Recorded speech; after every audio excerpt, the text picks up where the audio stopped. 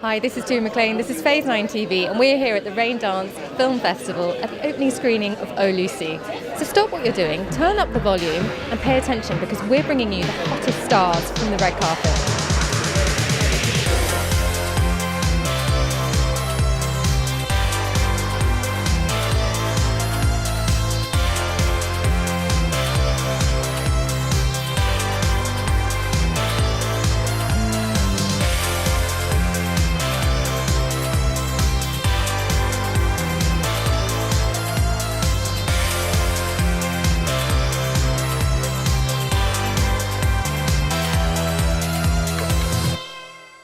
Welcome to Raindance Festival, absolute pleasure to meet you. Could you tell us a bit about what inspired you to make this film? What inspired me? You? So initially it was a class assignment to write about someone you know. So I picked this person in my life that seemingly hiding her own feelings, and I wanted to give her a voice, and then through this character Lucy. So that's the inspiration. Amazing, it's gorgeous. And could you talk a bit about the importance of female directors in the industry? I think it's important because we are 50% of the population. So obviously, we have a voice too, and then for our voice to be heard, I think female directors should represent our voice, and therefore, I think of course it's important. And what does Raindance Festival mean to you?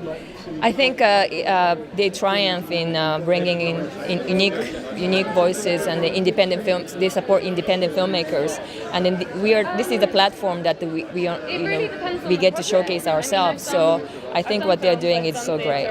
Yeah, and then they've been doing it for 25 years. So kudos for them. Yeah. And what one thing would you like viewers to take from the film? I would say to be unsure, to be confused, and not knowing who you are sometimes is a great thing. And you have so much more potential when you don't know. So that's I think the beginning of something. And thank you so much, Atsuko. Absolute pleasure to meet you. Could you please tell us about the film in your own words? Yeah, well, okay, so it's a road trip film at its very base. It's sort of, we spend a lot of time in Los Angeles, between Los Angeles and San Diego, and it's two older ladies, Japanese ladies, and myself, kind of trying to come to terms with each other culturally and some of the things that my character's done. And then on the other side of it, it's also a story about a woman finding herself in having been sort of kind of a cog in a larger machine for a long period of her life, and now she's sort of coming into her own by making some mistakes, essentially. That's really what the film kind of boils down to. And so just on the surface, simply, it's a woman who decides to make a series of bad decisions to kind of change her life in a way. Yeah. Could you please tell us a bit about your character in the film? Well, okay, so my character his name is John, and he's, more than anything, he's a guy who's escaping from his own life, and he's living in Tokyo. He's teaching English, but he's not fluent in Japanese or anything, and so he's finding his way in an odd way at this point anyway. And he's actually, for the most part, he's not. He's running away from something that's pressing. He's running away from a wife and daughter that he doesn't really relate to anymore, and he can't support. And he meets another girl, and he impregnates her, and now they're on it's a pretty, and then the adventure begins, and he's not a nice guy. Let's put it that way. He's not a guy who really has his shit together. Yeah. So it's amazing for someone like me to see a female director like Atsuko. What was it like working with her? I loved working with Atsuko. I think Atsuko's a rising talent. She's going to make fantastic work. It's going to be very personal to her, and hopefully she'll be able to continue to do that for a long time. I spent, only a few hours talking to her about the character before we decided to make it, and it was evident to me immediately that she's someone to be reckoned with, a really talented person. I was just very excited about it. Yeah. So obviously you play a teacher in the film. Yeah. What lesson would you pass on to a younger you? This guy's not a teacher. He's a charlatan dressed up as a teacher. But yeah. Quite right. My apologies. Yeah. Okay. So no. It's tenuous. Yeah. I guess I would. I don't know. I wouldn't give any advice to my younger self. My younger self probably wouldn't take that advice anyway. I think that I'm kind of, I don't know. I'm always sort of looking for that one step ahead, looking backward viewpoint, and I never get it right. I don't think any of us do. We can plan and we can plan and we can plan, and then life takes us in a different direction anyway. So I don't know. I wouldn't have any advice. None that would be. Yeah. And whilst you're in Tokyo, did you pick up any Japanese? No. That's the thing that was just way above my head. We were so busy, and it was just. I mean, the few little things that people taught me have already gone out. It's been a year, so it's unfortunately that's the part of our business that's difficult for people to understand, is that you're on set for most of the time, so you're not really kind of out just enjoying the culture. But that being said, I had some great food and enjoyed being in Tokyo, but it was mostly just on set. Yeah. Thank you so much for your time. Have a lovely evening. How are you doing this evening? Yeah, I'm good. I'm very good, yeah. I'm with my friend. I don't know where she's gone, but I'm with my friend, and it's the first time she's been to something like this, so I'm excited on her behalf. And what does Raindance Festival mean to you? I just really love independent cinema. Most of my favourite films that have come out in the last couple of years have been independent films and not big studio projects. Obviously, there is a value to the studio films, but I would much rather watch something small and independent that was somebody's real passion project that they really loved and cared about than another superhero movie, And can you tell us what fans can expect from the next series of Endeavour? We have 2 extra episodes, so it's much longer, which is nice. It means we get more time to explore the characters. I'm trying to think. I always forget what goes on in the show, but we're dealing with some sort of political stuff. I think the last season and this season, Russell, our writer, who is fantastic, is trying to really pick apart what that time was for people, and especially people in a position of authority. For example, it was, I believe, only 1967 that homosexuality became legal, and to be in a position of authority and for that to be against the law is quite jarring for a lot of people's personal moral code. So, exploring things like that has been really interesting on this show. And can you tell us a bit about what else you have in the pipeline coming up, if you're allowed to? Well, I've just been saying I'm writing. I'm trying to write. People keep telling me to just say I'm a writer and not saying I'm trying to write, but I don't feel I've quite reached that point yet. But I've been working hard at that, and hopefully it will be decent. And who knows, maybe I can come to Raindance and schmooze some people with it. Amazing. Well, best of luck with it. Thank you so much for your time. Have a lovely evening. Good evening. Welcome to Raindance. Thank you very much. Is this your first time at Raindance Festival? It's my first time as a filmmaker at Raindance, yes. So obviously the switch from Oscar award-winning special effects to director, what's that been like for you?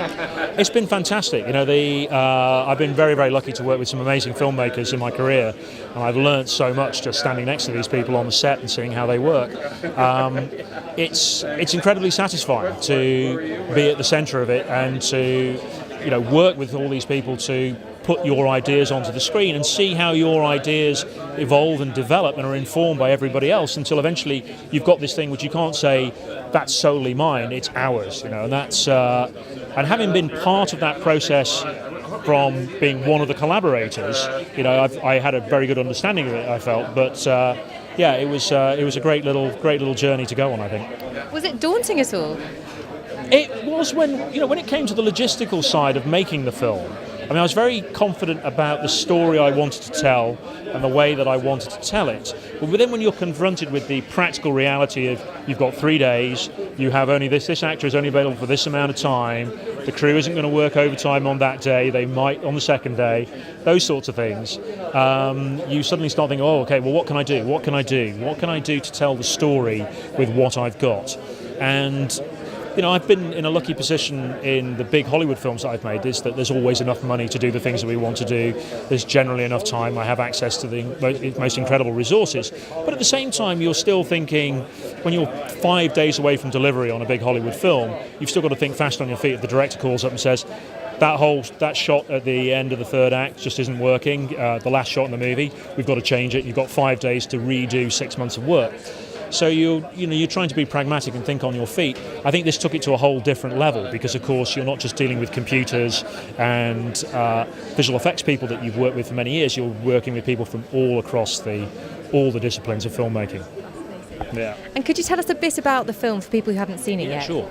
The Escape is the story of a man called Lambert, who we find at the beginning of the film going to meet a mysterious individual called Kellen, who makes this incredible offer to him, which is that he can allow Lambert to basically cut the ties with this plane of existence and go and live in the fantasy world of his choosing for a certain amount of time. And it can be anything he wants. Whatever dream, whatever fantasy he's had, he can have it. All he has to do is turn over everything he owns in return. So it's a pretty high price, and it's a slightly absurd, crazy offer. But Lambert is clearly taking it seriously. And then he says, I have to think about this. And he returns to his family. And you see a man who seems to be living quite a comfortable middle-class existence, but seems somewhat detached and distant from his family, not really fully engaging. You think you're seeing a middle-aged man who's perhaps building up all his excuses as to why he's going to bail out on his family. But then at the end of the film, when you find out the reality of the situation, it completely turns everything on its head. And it makes you ask yourself, hopefully it makes the audience ask themselves, what is important in your life? What really matters? What is it that you really dream about? And the final moments of the film are the key to the whole puzzle that's been posed earlier on. So I won't spoil it by telling people that. Unfortunately, that's where all the visual effects are as well. But you just have to see it to find out. And excuse my ignorance, but did you do the visual effects as well? I worked with a group of visual effects artists from Double Negative Visual Effects, which is my own company here in London, and also with the guys over at Milk Visual Effects, and then our friends over at Lip Sync also helped out as well and did amazing work on the post-production of the film. So it's I'm so happy with the way the film was put together in terms of the craft level, and I think hopefully it's seamless and tells the story without jumping you out of it. It sounds like an incredible premise. Thank you so much. Have a lovely evening. Thank you very much. Good evening. Possible. Good evening. How are you? Very well. How are you doing? Excellent, thank you. Yes. Yeah. So Glad to be here. what does Raindance Festival mean to you? Yeah. What does Raindance Festival mean to you? It's a sort of home, really. Raindance is the place that I took my first faltering steps as a director. Actually, I came to some courses here to get inspired. And ended up making a short film, and then ended up making a feature film. I hope to make more, but I think for many people, it's a place you come to get inspiration. It's wonderful that London has this permanent infrastructure, really, for people who want to get started in film. It's also a tremendous showcase. Paul Franklin is speaking next to me, for example, double Oscar-winning visual effects director, and actually directed the short film that I'm in here at the festival. He and many people like him got their starts at Raindance. In fact, Christopher Nolan, who directed, of course, many of the films that Paul has done Oscar-winning visual effects in, got his start here at Film Festival, with Memento. So this is where it all starts for so many people. You mentioned that you'd done a bit of directing. How does directing compare to acting and comedy for you? Directing is much more fun than acting. Because you don't have to put that horrible stuff all over your face. It's great. And you don't have to have things moustaches stuck on, which is great. You can wear whatever you like. You've got a costume truck. So every morning you got your pick of whatever you fancy putting on for the day. I certainly took full advantage of that. And it's a wonderful, wonderful thing. I think with the time that I directed, I remember leaping up out of bed, sort of so excited to be going to work that day, every single morning. And there's something. It's such a privilege to be at the helm, if for just a very, very brief moment, of so many incredibly talented people. It's the most extraordinary feeling. You feel like you could just go, let's build a house over there, and just everyone sort of run over and build a house, and we just go, let's build a subterranean enchanted castle, and they just do it. I mean, it's amazing. It's an incredible feeling. You feel like saying, could you come and fix my fridge? Could, I'd really like a shed in the garden. Could we do that this afternoon? I mean, they're amazing. Could you tell us a bit about your film here at Raindance? Raindance? So it's called The Escape. It's Paul's first film as a director, and it's got everything you might hope for in Paul's debut. It's a really, really fabulous story. It's a sort of science fiction story. It's got a wonderful twist, has some extraordinary visual effects, and it has the fabulous Julian Sands in the lead. So Sands, did I just call him Julian Sands? That's how posh I am. That's how posh I am. I call him Julian Sands. Hello, Julian. Editing and effects and graphics. He'll be watching this. He will. Digital visual effects. Amazing. And what do you hope audiences will take from the film? From our film? It's been a fantastic ride. Well, I mean, it's got a certain kind of punch to it. I mean, it has a sort of message, I suppose. I mean, it's got a kind of environmental sort of theme to it. I mean, I think there's two basic kind of short films, aren't there? There's the short film that's like a little slice of life. It's that little bit of detail that's expanded on so beautifully and takes you into a world. And then there's this, it's more like sort of, and there's a different kind of film, which is a film that has a real twist. It's a kind of twist in the tail type film. And I guess ours is, without giving anything away, I hope, this one of the second kind of film. With little sprinkles of the first kind of film, first kind of short film, just sort of, just like little scattered over the top. Thank you so much for your time. Absolutely. I think one of the things that... On another year. Thank you so much. Lovely, thank you. Have a lovely evening there. What does Raindance Festival mean to you? I'm really excited to be here tonight because this is like a whole new world for me. I've had a little bit of experience with acting in theatre, but something like, British independent films is something that I really want to go into. So, yeah. And is this your first time here? Yes, it is. I feel very honoured to be here. So, yeah, excited. And what do you have coming up in the pipeline? So I'm working with Jane Norman on a clothing collab with them, which is really exciting. I'm shooting my Christmas selection tomorrow, shooting my Christmas edit with them tomorrow, which is super exciting, so I better get in the festive spirit. And I've got Panto coming up really soon, it's all been a little bit mad. Haven't stopped since I left the house, so yeah. Sounds amazing. Where is the Panto? Is it in London? It's in Maidstone in Kent, yes. And which Panto is it? It's Peter Pan and I'm playing Tinkerbell, and I will be flying, so yes, come and see it. Amazing, thank you so much for your time. Good evening, welcome to Raindance Festival. Hi. Very pleased that I got through seeing all the 10 films I was judging, because I did them all in one go, so it was 20 hours of film. But they were very varied and most interesting. And so I wish very good luck to the winner, whoever they may be. Was it quite hard to judge then? It was quite, because ideally I should have done one each night, but I gave them all their proper time. But I long for a good story. Some had them and some didn't. But it's all taste, isn't it? I mean, I'm quite sure there were two that I absolutely loved. That's not necessarily going to be shared by all the other judges, but And is this your first time judging at Raindance? It is, yes. I've judged at BAFTA and also at Dinar. And it's a great honour to be asked. I mean, because everybody's opinion is different. But if it can give somebody a shove in the right direction, then that's wonderful. And what does Raindance Festival mean to you?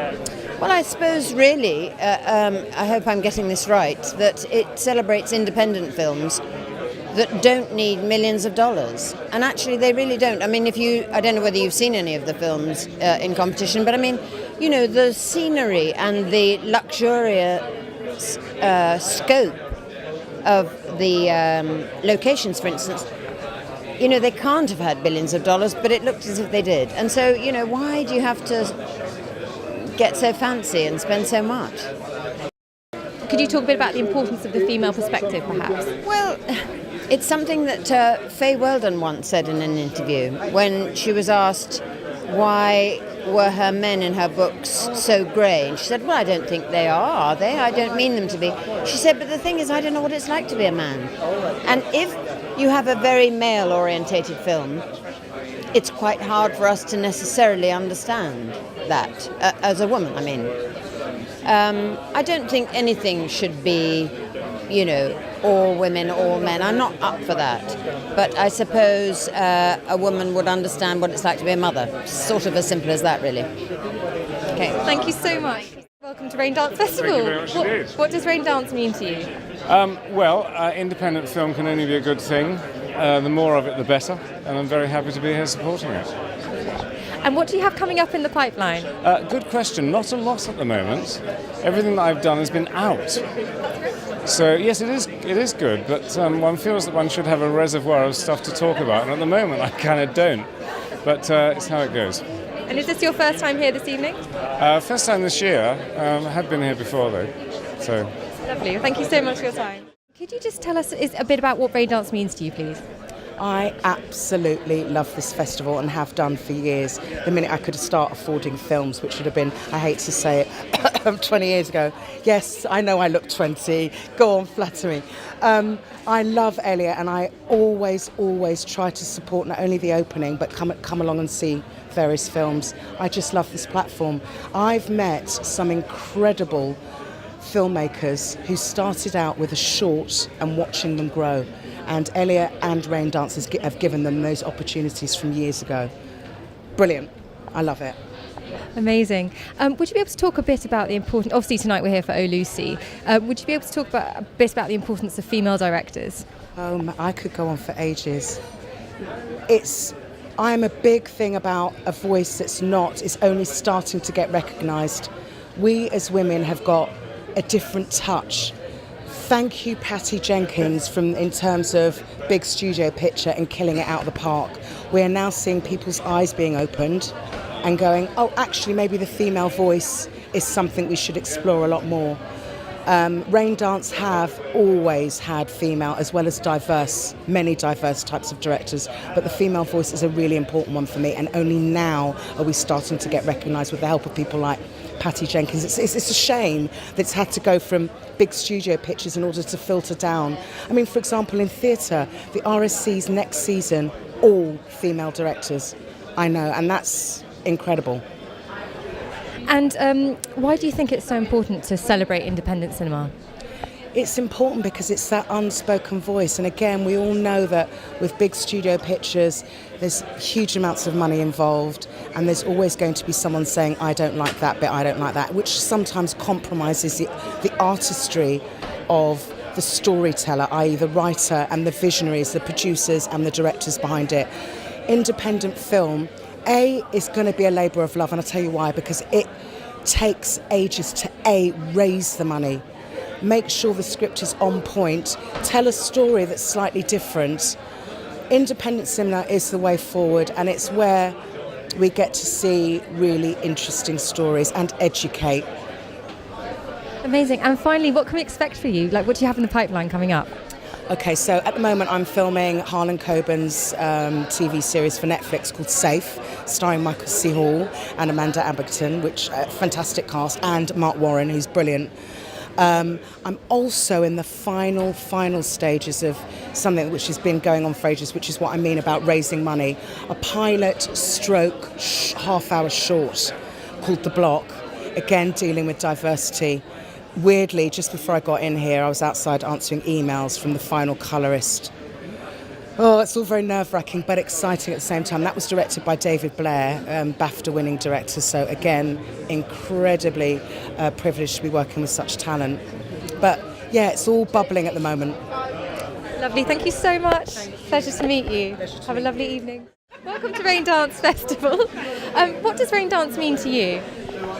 It means celebrating, I suppose, creativity with film and daring to do something different, not trying to just repeat what's been done before, using, I suppose, film as a medium for conveying new ideas. So yes, I'm really excited to be here. And why do you think independent cinema is so important? I suppose all of us have gone to these formulaic big budget movies where they've spent millions and millions and they're absolute crap. And it's so sad. It's such a waste of time, money and effort. And so I think anything that's supporting, kind of giving people the space to be creative and maybe to offer something else, I think, is to be enjoyed and celebrated. And I think if things fail, at least they've tried. So I'd rather see a magnificent failure that's trying something different than something that's just kind of imitating and almost a bit cynical in terms of, this will sell, and then we have to sit through it, which is always just a waste. So it's lovely to see people coming together, as I say, with a spirit of doing something new. Yeah.